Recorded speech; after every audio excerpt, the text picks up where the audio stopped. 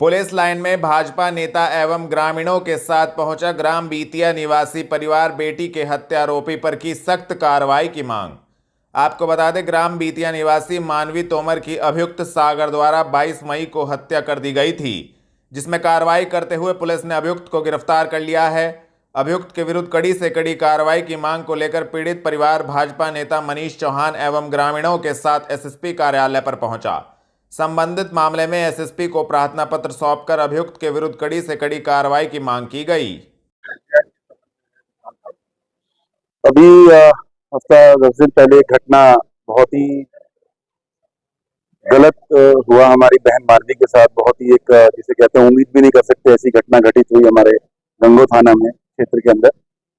अपना बीतिया गांव की लड़की मानवी, तो उसी सिलसिले में आज घर परिवार के सभी मानवी के भाई हैं और सभी लोग, हम समाज के, हमारे मौसा जी हैं, वीरेंद्र जी, तो हम सब लोग आके कप्तान साहब से मिले कि हम उसकी जांच से संतुष्ट नहीं हैं और आज कप्तान साहब से मुलाकात करके उसकी जांच बदलवाई है क्राइम ब्रांच के लिए, गंगो थाना से क्राइम ब्रांच में कराई है। और जो अभियुक्त है, जो हत्यारोपी हत्यारा जो है, उसको रिमांड पे लेने के लिए और ये मुकदमा फास्ट ट्रैक कोर्ट में चले, ये 3 मांगों के लिए हम लोग आज कप्तान साहब से सभी गांव वालों के और आसपास के सभी लोग एकत्रित हुए थे। उन सबके साथ उनसे मिलना हुआ और कप्तान साहब ने आदेश कर दिए हैं 2-3 दिन के अंदर ये जांच क्राइम ब्रांच में शिफ्ट हो जाएगी और उसके बाद इसकी जांच करके इसमें कौन लोग लिप्त थे, उसका साथ किसने दिया और भविष्य में कभी समाज में इस तरह की घटना करने की हिम्मत कोई ना कर पाए, इसके लिए एक उचित उदाहरण हम लोग प्रस्तुत करें। इसके लिए हम लोग आज कप्तान साहब से मिलकर उनसे सहयोग की और उम्मीद की है कि वो उसको जांच कराकर उसमें उचित से उचित दंड, जो कठोर से कठोर जो भी कार्रवाई है, उसके लिए हम लोग आज मुलाकात करके और अभी निकल रहे हैं। 1 हफ्ते के अंदर अंदर हमारी तीनों ही मांगे क्राइम ब्रांच में शिफ्ट हो जाएगा, लड़की को रिमांड पे लिया जाएगा और कोर्ट जो है फास्ट ट्रैक कोर्ट में यह मुकदमा चलाया जाएगा। हफ्ते भर के अंदर कप्तान साहब ने कहा है वो तीनों पे एक्शन लेते और इसको कार्रवाई कराने का काम करें। थाना चिल्काना पुलिस ने गैर इरादतन हत्या के प्रयास के मामले में वांछित अभियुक्त को ग्राम फिरोजाबाद के पास से किया गिरफ्तार। आपको बता दें, वरिष्ठ पुलिस अधीक्षक के निर्देशन में पुलिस अपराध नियंत्रण हेतु अपराधियों के विरुद्ध कार्रवाई कर रही है। थाना चिल्काना पुलिस ने गैर इरादतन हत्या के प्रयास के मामले में वांछित अभियुक्त साजिद को ग्राम फिरोजाबाद के पास से गिरफ्तार करने में महत्वपूर्ण सफलता प्राप्त की है। संबंधित धाराओं में कार्रवाई करते हुए अभियुक्त को न्यायालय के समक्ष पेश किया गया है। गिरफ्तार करने वाली टीम में उप निरीक्षक करण नागर, हेड कांस्टेबल मदनजीत सिंह मौजूद रहे। थाना चिल्काना पुलिस ने हत्या के प्रयास के मामले में वांछित अभियुक्त को ग्राम फिरोजाबाद के पास से किया गिरफ्तार की कार्रवाई। आपको बता दें, वरिष्ठ पुलिस अधीक्षक के निर्देशन में पुलिस अपराधियों पर कार्रवाई कर रही है। थाना चिल्काना पुलिस ने हत्या के प्रयास के मामले में वांछित अभियुक्त जहूर को ग्राम फिरोजाबाद के पास से गिरफ्तार करने में महत्वपूर्ण सफलता प्राप्त की है। संबंधित धाराओं में कार्रवाई करते हुए अभियुक्त को न्यायालय के समक्ष पेश किया गया है। गिरफ्तार करने वाली टीम में उप निरीक्षक करण नागर, हेड कांस्टेबल मदनजीत सिंह मौजूद रहे। काशीराम कॉलोनी में 2 युवकों में हुआ झगड़ा, एक युवक ने दूसरे युवक पर बरसाई लाठी, वीडियो वायरल। आपको बता दें, थाना सदर बाजार क्षेत्र के काशीराम कॉलोनी में 2 युवकों में किसी बात को लेकर झगड़ा हो गया। हुए झगड़े में एक युवक ने दूसरे युवक पर जमकर लाठी बरसाई। आसपास जा रहे राहगीरों ने दोनों युवकों को समझा बुझा कर शांत कराया। झगड़े का वीडियो सोशल मीडिया पर जमकर वायरल हो रहा है, तो वहीं एक युवक के हल्की फुल्की चोट भी आई है। थाना कुतुबशेर पुलिस ने अवैध हथियार सहित एक अभियुक्त को कुम्हार हेड़ा भट्टे के पास से किया गिरफ्तार की कार्रवाई। आपको बता दें, वरिष्ठ पुलिस अधीक्षक के निर्देशन में पुलिस अपराधियों के विरुद्ध कार्रवाई कर रही है। थाना कुतुबशेर पुलिस ने एक शातिर अभियुक्त मौसिम उर्फ मोहसिन को कुम्हार हेड़ा भट्टे के पास से गिरफ्तार करने में महत्वपूर्ण सफलता प्राप्त की है, जिसके कब्जे से एक देसी पिस्टल, एक जिंदा कारतूस, एक गाड़ी ऑल्टो बरामद की गई है। संबंधित धाराओं में कार्रवाई करते हुए अभियुक्त को न्यायालय के समक्ष पेश किया गया है। गिरफ्तार करने वाली टीम में प्रभारी निरीक्षक सुनील नागर, उप निरीक्षक अवशेष भाटी मौजूद रहे। जिला अस्पताल स्थित मलेरिया कार्यालय में मलेरिया माह के अंतर्गत हुआ गोष्ठी का आयोजन। आपको बता दें, जनपद में मलेरिया रोधी माह जून के रूप में 1 जून 2024 से 30 जून 2024 तक मनाया जाएगा, जिसका उद्देश्य जन समुदाय में मलेरिया रोग के बारे में जागरूकता उत्पन्न करना है। मलेरिया से बचाव एवं नियंत्रण हेतु जन समुदाय की सहभागिता सुनिश्चित करना एवं मलेरिया से बचाव हेतु शीघ्र निदान एवं तुरंत उपचार पर विशेष बल दिया जाना है। डॉक्टर संजीव मांगलिक, मुख्य चिकित्सा अधिकारी द्वारा मलेरिया कार्यालय में मलेरिया महाजून के अंतर्गत गोष्ठी का आयोजन किया गया। नगरायुक्त ने पांव धोई के उद्गम श्रृंखला पुरी से ढमोला तक किया नदी का निरीक्षण, दिया आवश्यक दिशा निर्देश। आपको बता दें, नगरायुक्त संजय चौहान ने पांवधोई नदी क्षेत्र में अतिक्रमण कर अवैध रूप से बनाए गए मकानों को नोटिस देकर कार्रवाई करने के निर्देश दिए हैं। उन्होंने नदी सीमा में अवैध निर्माण के प्रति लोगों को सचेत करने के लिए सिंचाई विभाग को भी बोर्ड लगाने के लिए कहा है। नगरायुक्त ने पांवधोई के उद्गम श्रृंखला पुरी से ढमोला तक पांवधोई नदी का निरीक्षण किया। नदी की सफाई व उसके तटों को संरक्षित करने के लिए अधिकारियों को आवश्यक दिशा निर्देश दिए। नगरायुक्त ने पांवधोई पर बनाए जा रहे दोनों पुलों तथा ढमोला नदी पर बनाए जा रहे नए पुल, भूतेश्वर रोड पर नाला सफाई तथा राकेश सिनेमा के निकट नदी सफाई का भी निरीक्षण किया। जिला निर्वाचन अधिकारी पहुंचे सेंट्रल वेयर हाउस, मतगणना की हो रही तैयारियों को परखा। आपको बता दें, जिला मजिस्ट्रेट डॉक्टर दिनेश चंद्र जनता रोड स्थित सेंट्रल वेयर हाउस में पहुंचे और वहां रखी ईवीएम की सुरक्षा व्यवस्था को जांचा। ईवीएम की सुरक्षा को लेकर डीएम बेहद संवेदनशील हैं। Doctor Dinesh Chandra central warehouse पर पहुंचे और काफी देर तक जांच पड़ताल की। उन्होंने पिछले दिनों की सभी सीसीटीवी फुटेज निकलवा कर चेक की। वहां तैनात अर्धसैनिक बल के जवानों और पुलिस कर्मियों को निर्देश दिए कि किसी वाहन को अंदर नहीं जाने दिया जाए। यदि कोई अधिकारी भी निरीक्षण को आ रहे हैं तो उनकी कार को चेक करें और उनकी पूरी पहचान करने के बाद ही अंदर जाने दिया जाए। सहारनपुर और कैराना लोकसभा सीट पर 19 अप्रैल को चुनाव हुआ था। मतदान के बाद ईवीएम को सेंट्रल वेयर हाउस में कड़ी सुरक्षा में रखा गया है। यहां अर्धसैनिक बलों और पुलिस कर्मियों की ड्यूटी लगाई गई है। पूरे सेंट्रल वेयर हाउस में सीसीटीवी कैमरे लगाए गए हैं। एक कंट्रोल रूम बनाया गया है जहां पर एलईडी लगाई गई है। डीएम ने कैमरों के अलावा ईवीएम की सुरक्षा भी परखी एवं मतगणना की तैयारियों को परखा। मतगणना अधिकारियों को पूरी सतर्कता एवं सजगता के साथ मतगणना कार्य संपादित करने के निर्देश जिला निर्वाचन अधिकारी। आपको बता दें, जिला निर्वाचन अधिकारी डॉक्टर दिनेश चंद्र की अध्यक्षता में कलेक्ट्रेट स्थित नवीन सभागार में लोकसभा निर्वाचन 2024 की मतगणना की तैयारियों के संबंध में बैठक की गई। उन्होंने मतगणना की समस्त प्रक्रिया को माननीय भारत निर्वाचन आयोग द्वारा दिए गए दिशा निर्देशों के अनुसार सकुशल, पारदर्शी, निष्पक्ष तरीके से संपन्न कराने के निर्देश दिए।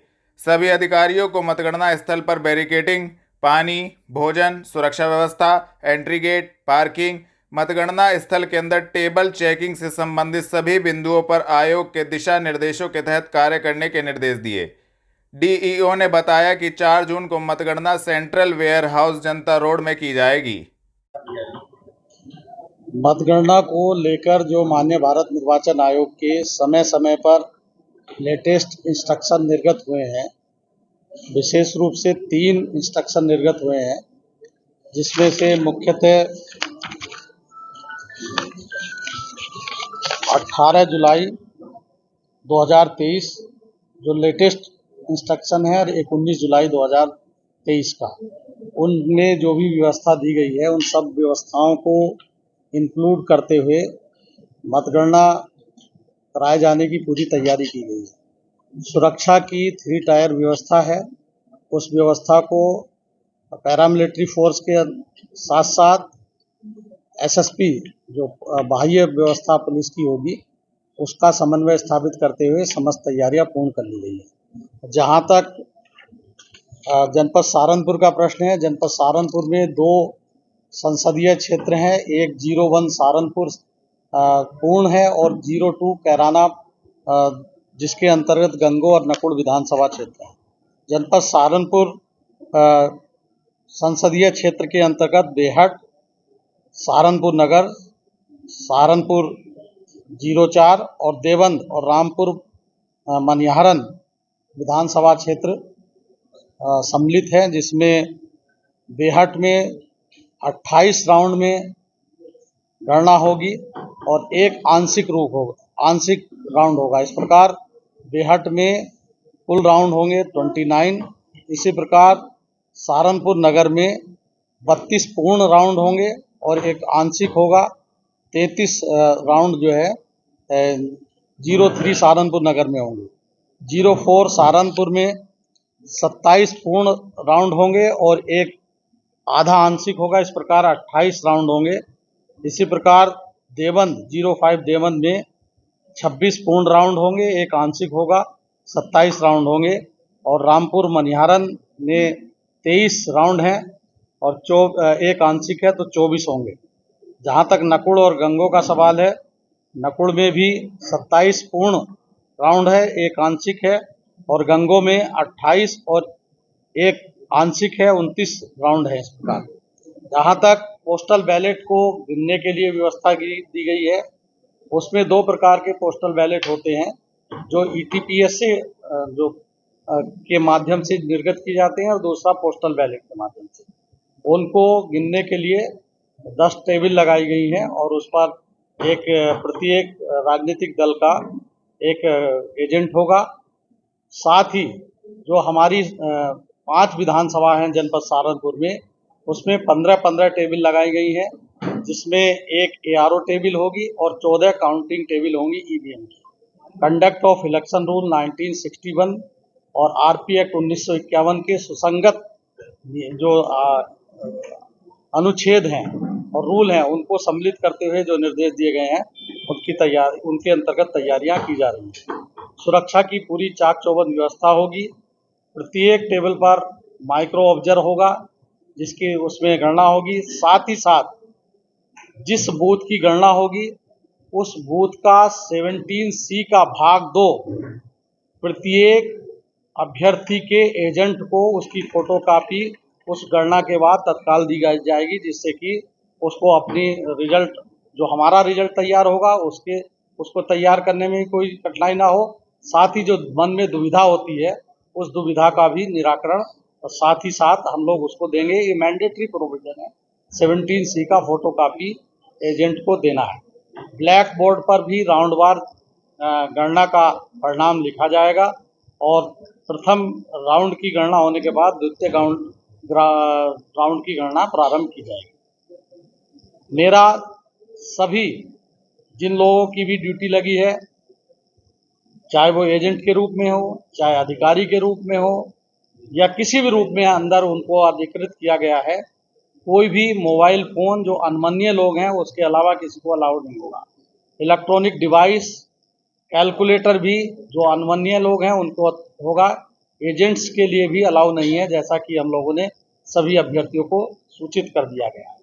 पोस्टल बैलेट की गणना प्रारंभ की जाएगी रिटर्निंग ऑफिसर के अंडर में। मैं रिटर्निंग ऑफिसर 01 सहारनपुर हूँ। और ईवीएम की जो गणना होगी वोटों की, वो एआरओ के नियंत्रणाधीन होगी और उसमें सभी तैयारियां हमारी पूर्ण हैं। जो हमें इंटरनेट फैसिलिटी, क्योंकि सभी सूचनाओं का संप्रेषण इलेक्ट्रॉनिकली करना है, डिजिटली करना है, तो उसके लिए जो हमारी व्यवस्थाएं हैं इंटरनेट इत्यादि की, वो कर ली गई है। अन्य कोई आपका प्रश्न हो, मीडिया सेंटर बनेगा, उसमें अलग व्यवस्था की गई है, और कम्युनिकेशन सेंटर भी बनेगा, उसकी अलग व्यवस्था है।